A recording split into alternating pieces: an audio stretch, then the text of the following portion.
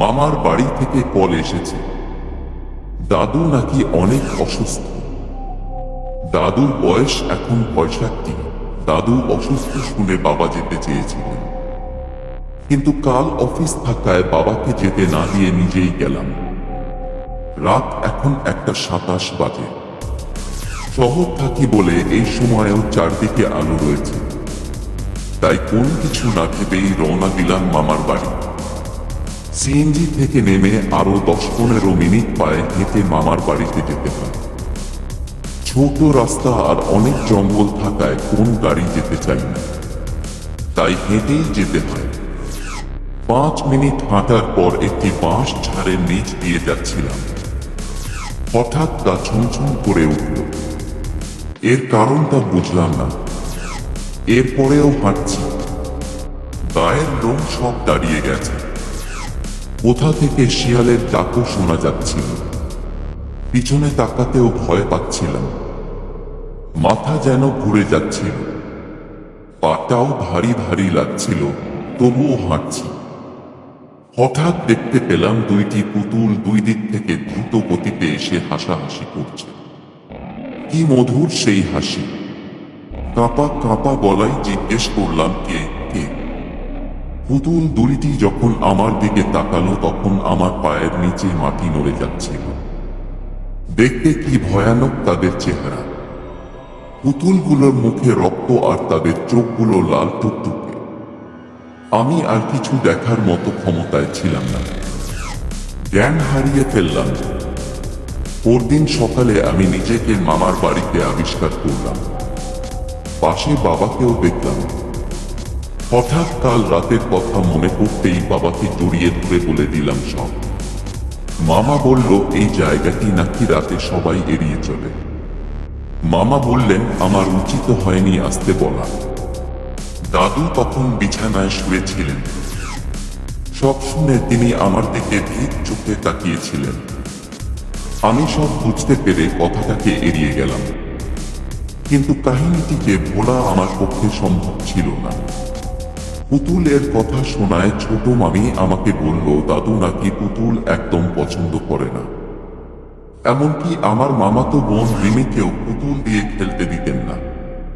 তাই ভাবলাম দাদু সুস্থ হলেই এই বিষয় নিয়ে জিজ্ঞেস করব। দাদু এখন মোটামুটি সুস্থ। বয়স বাড়ায় দাদুকে ঘরে রেখেই ট্রিটমেন্ট চালানো হয়েছে।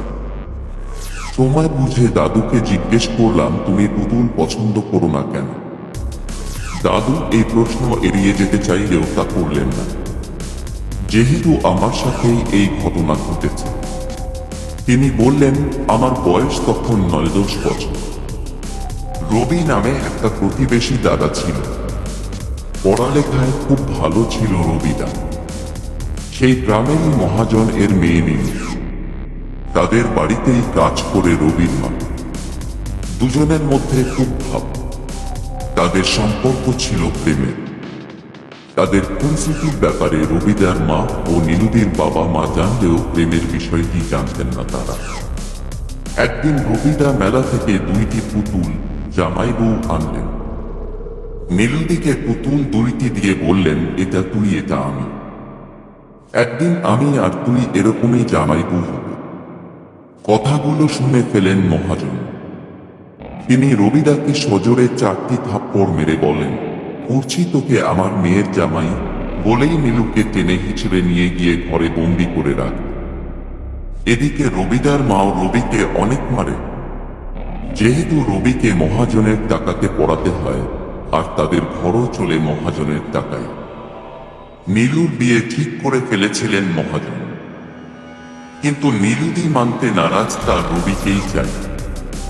রবি গিয়ে মহাজনকে বুঝালেও মহাজন ওদের সম্পর্কটা মেনে নিলেন না, উল্টো রবিকে অপমান করলেন। এদিকে নীলুদি কাজের মেয়েকে দিয়ে রবিদাকে চিঠি পাঠিয়ে বলে সে পালিয়ে যেতে চাই, তাকে যেন এই বাড়ি থেকে নিয়ে যায় রবি। কিন্তু রবির তো কোনো কাজ নেই, কি খাওয়াবে, কি পড়াবে নীলুকে? তাই সে কাজের মেয়েকে দিয়ে বার্তা পাঠায় সে পালিয়ে যেতে পারবে না। আর নীলুকে ধৈর্য না হারিয়ে অপেক্ষা করতে বলে, আর বলে মহাজন ঠিকই তাদের সম্পর্ক মেনে নিবে। এই কথাটি যখন কাজের মেয়েটি নীলুকে জানাতে যায় তখন পথ আটকে দাঁড়ায় মহাজন। তিনি সব জানেন, কারণ রবি ও নীলুর পিছনে লোক লাগিয়েছিল মহাজন। তিনি কাজের মেয়েকে ভয় দেখিয়ে নীলুকে বলালেন রবি তার সাথে কোন সম্পর্কে রাখতে চায় না। আরও বলেছেন মহাজন তাকে অনেক টাকা দিয়েছে তাতে সে সুন্দর করে জীবন যাপন করতে পারবে, তাই নীলুকে তার প্রয়োজন নেই। নীলু সব শুনে হতভম্ব হয়ে যায়। যদিও রবির প্রতি তার অনেক ভালোবাসা বিশ্বাস রয়েছে, তবুও এখন যে তার পাশে খুব প্রয়োজন রবিকে, সে আর কিছু ভাবতে পারেনি। সকালে শুনলাম নীলুদি নাকি বিষ খেয়ে নিয়েছে, প্রাণটি তার রাতেই চলে গিয়েছে। রবিদাও নিজেকে ক্ষমা করতে পারেনি। সেই দিনই নীলুদিকে দেখে এসে রাতে গলায় দড়ি দেয় রবিদা। তাদের দুষ্টু মিষ্টি ভালোবাসা হেরে যায় বড়দের সম্মানের কাছে। মহাজন নিজের ভুলটি বুঝতে পেরেছিলেন কিনা কে জানে, তবে শুনেছিলাম মাসখানেক পর তিনিও বুকে ব্যথা অনুভব করে মারা যান। সবকিছু শুনে আমার চোখে পানি চলে এলো। দাদুকে কিছু না বলেই চলে এলাম আমার থাকার ঘরে। ঘুমিয়ে পড়লাম এইসব ভাবতে ভাবতে। উঠে দেখি সন্ধ্যা হয়ে গেছে। মনটা ভালো লাগছিল না, তাই পুকুর ঘাটে গিয়ে বসলাম। সব কথা শুনে আজ আর ভয় লাগছিল না। হঠাৎ সেই হাসি আবার শুনতে পেলাম। কি মায়াময় সেই হাসি!